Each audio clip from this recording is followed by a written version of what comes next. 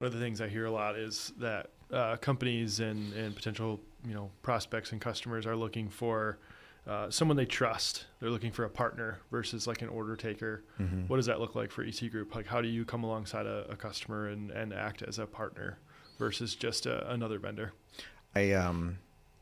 We bake into kind of everything that we do to help our clients. We want our clients to see the developers that they have with us as their full-time employees.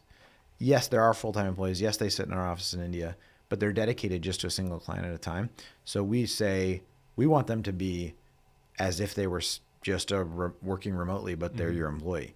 So we've them into any of their processes. They're using their tools. We're not forcing them outside of their normal practices, for one. But then for two, we're encouraging them to share more things about the business that are not directly applicable to their job. We're fostering that with our clients, and we're also sending that message to the developers, saying that you should see yourself as a member of that team. Yeah. And I think it's kind of a soft thing, but I think it goes a long way because it becomes kind of a way they think, kind of an identity. And the outflow of that is then they're not just siloed in what they're doing. They're thinking outside of the box, outside of their immediate jobs and tasks.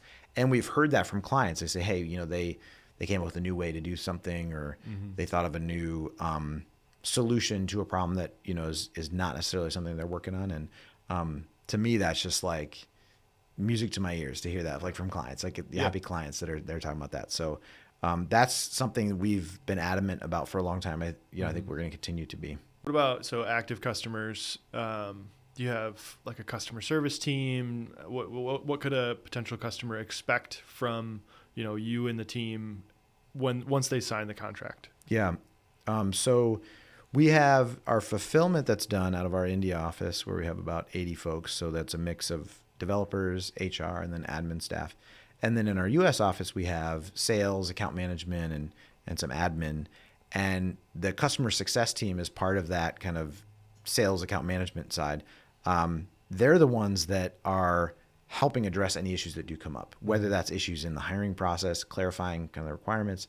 So when a contract is signed, the client success and the India technical team, admin team, are working with the client to really understand what they need. Because what a client tells us sometimes is not exactly what they need, at least on the first pass. Sometimes we have to do a little bit more digging, bring in some more stakeholders to really understand, okay, where do you need to be now and where do you want to be? That's the crux, is that process of really drilling down on what you need. And then once they get that person in, hiring and recruiting and then getting that person in, is making sure if there are any issues, we're addressing them.